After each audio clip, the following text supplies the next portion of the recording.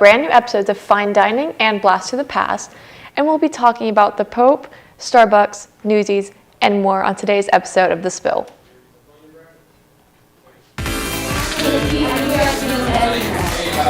What's the tea on the sports? What are you talking about? I don't know the tea. Have you found the tea? Except for the tea. I just don't know what the tea is. I need you to find it. Hey, you guys have that story on the tea yet? Okay, guys, have you found the tea yet? Anything? I cannot find it. Guys, where's the tea? I don't know what the tea is.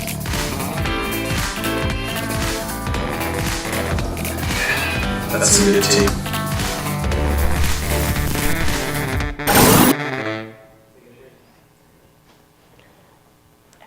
Pope Francis continues to remain in critical condition after troubling diagnosis of double pneumonia. He was admitted to a Romanian hospital on February 14th for difficulty breathing, where he was later officially diagnosed and is now reportedly showing signs of kidney failure. The Pope's doctor has come forward to the media to disclose his multiple recent health struggles, including arthritis and only 75% of lung capacity. He also included that Pope Francis remains in good spirits and has responded well to treatment. Our thoughts go out to him and the community as he remains in recovery. After a month-long delay, President Donald Trump will move forward with the 25% tariffs on imported Canadian and Mexican products and materials. President Trump's reasoning for proposing these was to create a more equal trade balance and to increase border security from both countries, and is expected to impose these starting next week.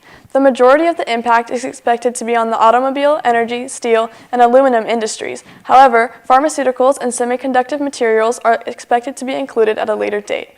In response to U.S. demands, both Canada and Mexico have already begun to respond by taking steps to strengthen border security. Popular coffee franchise Starbucks has revealed that big changes will be coming to its menu this spring. Effective March 4th, a total of 13 drinks will be taken off the Starbucks menu. Some hot, cold, and mini blended frappuccinos are among the items on their way out. Among the items are iced matcha lemonade, espresso java chip, and white chocolate mocha frappuccino, as well as a multitude of other specialty fraps. Over the coming year, the overall plan is to eliminate about 30% of the menu. Starbucks claims the reasoning behind this drastic change is to remove some of their less popular beverages as well as cut down wait time significantly.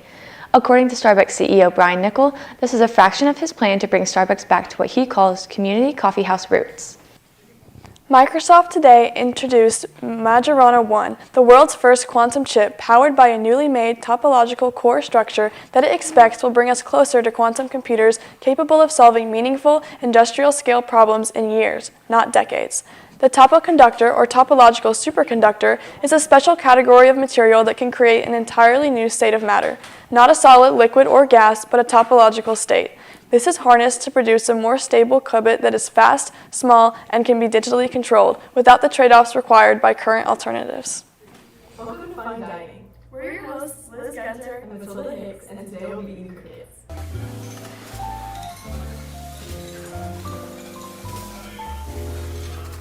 Today we're joined by special guest Leisha Novine, the best clarinet player in all of Oregon Valley. I'm not excited to try this. Well, let's dig in. This is cotton candy flavored crickets, and this is Indian curry flavored crickets. Cheers.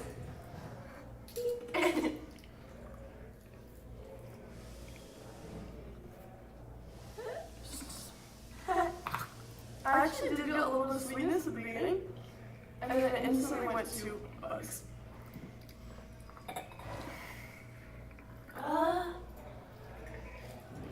It tasted like a cricket? Yeah, I had nothing but cricket. Yeah. I got no cotton candy flavor at all, just cricket, and you have a leg stuck in my tooth. Like, yeah, well. And it's curry time. Cheers. That's not bad. That was a lot better. Mm-hmm. It feels like if you're eating ramen and like that packet, the powder packet, I feel like that's what it tastes like. But crunchy. It's a lot less crickety. Mm-hmm. I could kind of forget that there was bugs in my mouth. If I had to eat crickets, I would choose these. Overall cricket experience, I would say 5 out of 10, fun. also disgusting. And wouldn't do it again. I'd say 6 out of 10. I didn't know what I was going to expect when I came here. And this is much better than eating raw crickets. I'll say a 6.5 out of 10. Yeah. So actually, this is not the first time that our special guest has eaten crickets. Well, it was the first time on purpose. Lisa, why don't you tell us about that? There was this one time when I was little, and I decided I was going to go outside, and a cricket might have flown into my mouth. And I might have swallowed it live, and it wasn't a happy experience. So this is much better than that. It wasn't dried and decorated? No, it was, alive it was alive and well until it hit my throat. Cricket murder. Cricket. Shout out to our special guest, Liza Romaine, for joining us and eating crickets. I had a great time. And see you next time on Fine Dining.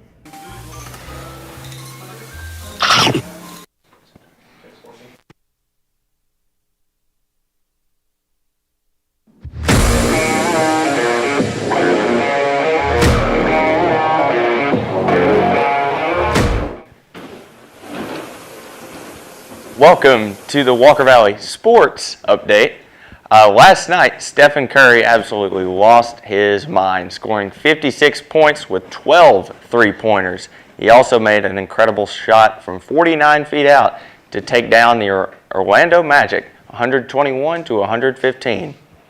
Stephen Curry has done 45 9-plus three-pointer games, which is unbelievable because the second in this statistic is Damian Lillard with only 14 three-pointer games.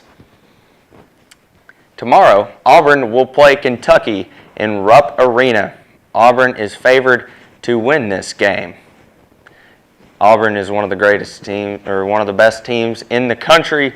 Kentucky has struggled a little bit this year. Alabama takes on the 5th-ranked team in the country, Tennessee. Tennessee is favored to win this game, and the Vols have one of the best defenses in the country, while the Tide has one of the best offenses in the country. Congratulations to Soraya Cox for committing to Tennessee Wesleyan, and Brooke Jones for committing to Lee University to continue their amazing sports careers. Also tonight in sports, boys lacrosse travels to Kingston High School, and girls basketball travels to the region tournament to play against the Ottawa Owls. Thanks for watching Walker Valley Sports Update. I'm Gavin Strickland. Go Mustangs.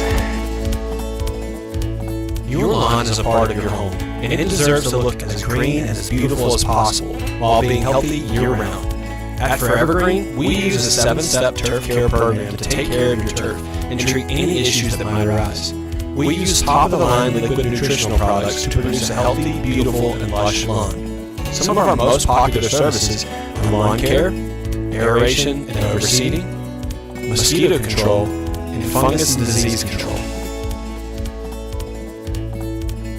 So next time you're looking for lawn care or treatment, give Forever Green a call at 423-829-0007, or you can contact us through our website, forevergreentn.com.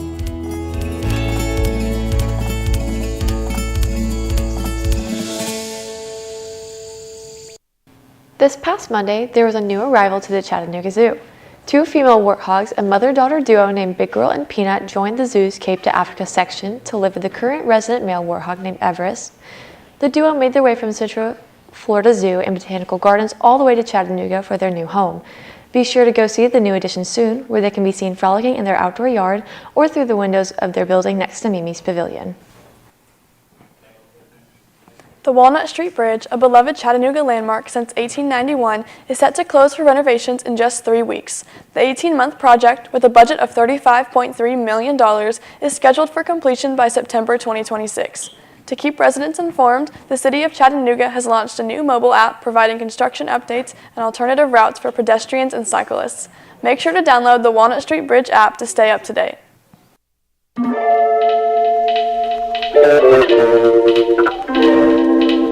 Hi friends, welcome to Blast from the Past. We're here with Mr. Waddell, and today we're going to be talking about SpongeBob. Hello everyone, I'm Mr. Waddell and I'm here to talk about SpongeBob. Era of SpongeBob is your favorite?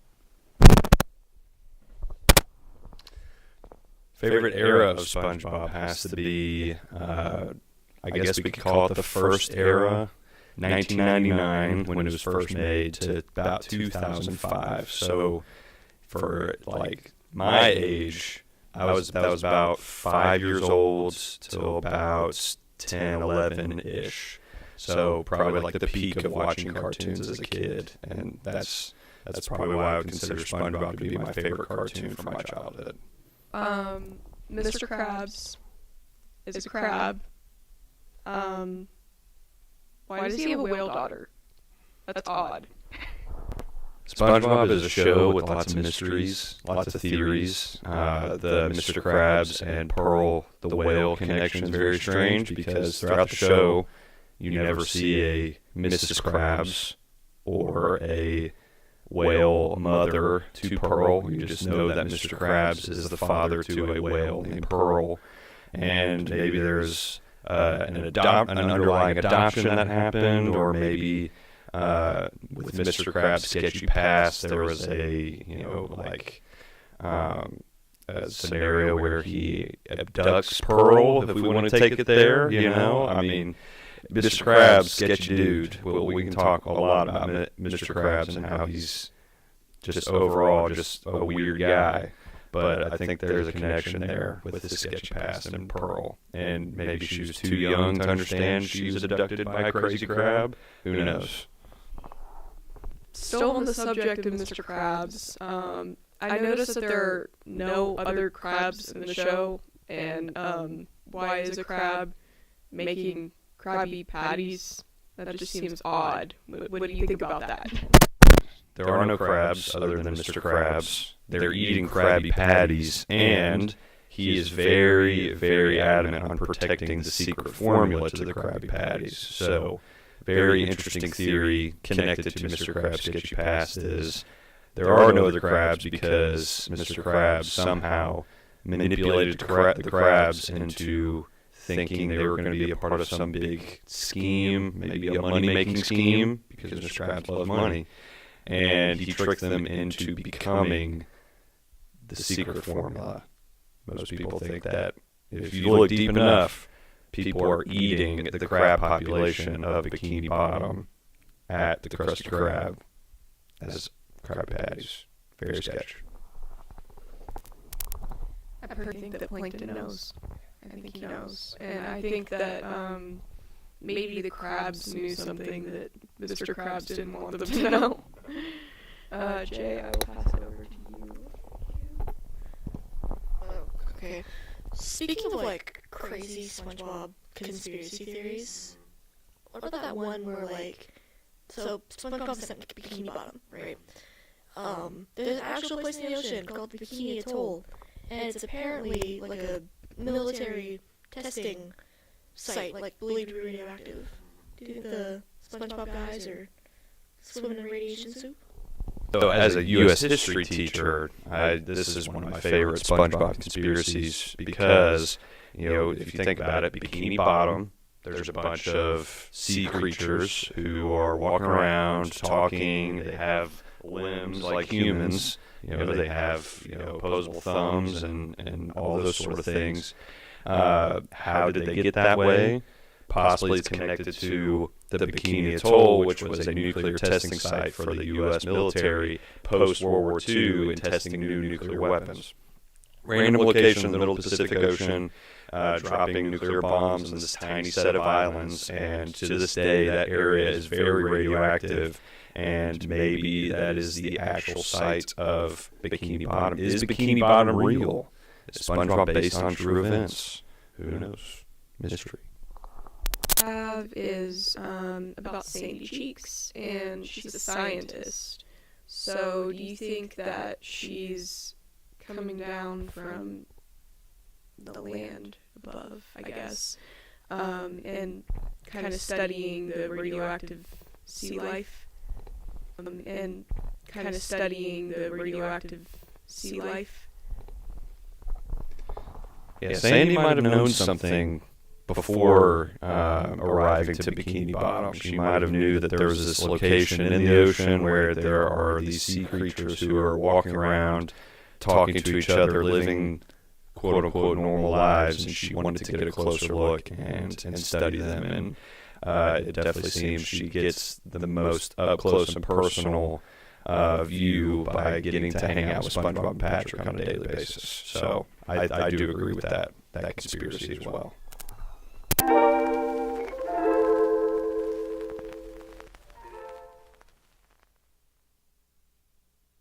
Hi, we're here with little Newsies right now, and we're gonna ask him if he likes SpongeBob or not. You like SpongeBob?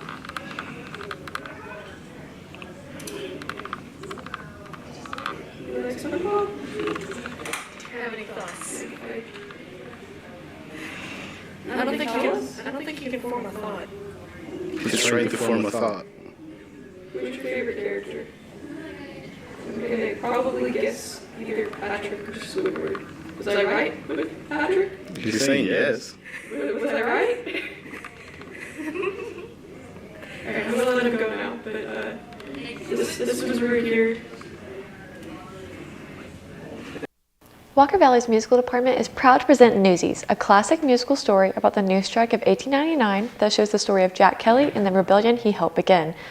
The musical department had an amazing opening night yesterday and will have shows all this weekend, with one tonight at 7 p.m. and 2 shows Saturday with a matinee at 2 p.m. and another show at 7 p.m., then finally closing out their show with their final showing at 2 p.m. on Sunday.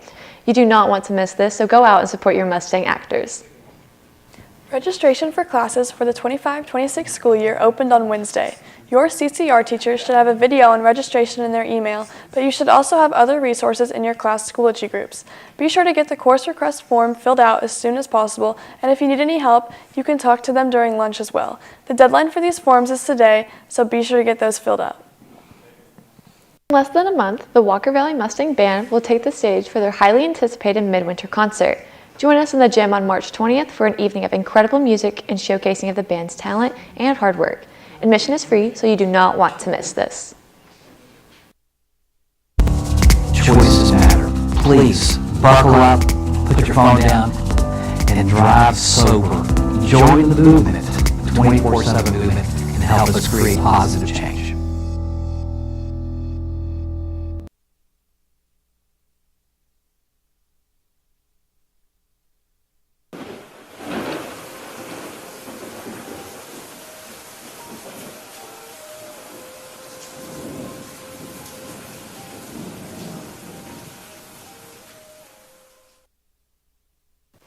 Good morning, Walker Valley. I'm Matilda Hicks, and welcome to the weather segment. Today, Friday, February 28th, in the regional weather, we've got plenty of sunshine in store with comfortable temperatures. Nashville has a high of 69 and a low of 40, while Knoxville will be a bit cooler at a high of 63 and a low of 40. Moving south, Chattanooga is looking at a high of 67 and a low of 41. Cleveland is slightly cooler with a high of 66 and a low of 37. Atlanta is expecting a high of 69 and a low of 47. For today, we can expect sunny skies with a high of 66 and a low of 37. Temperatures will start to cool down a bit on Saturday with a high of 59 and a low of 26. Sunday is going to be a much colder day with a high of only 47 dropping down to a low of just 25. That's all for the weather. Now let's take it back to the studio. Today's episode of The Spill. My name is Liz Gunter. And my name is Katie Light. Have a fantastic Friday, Walker Valley.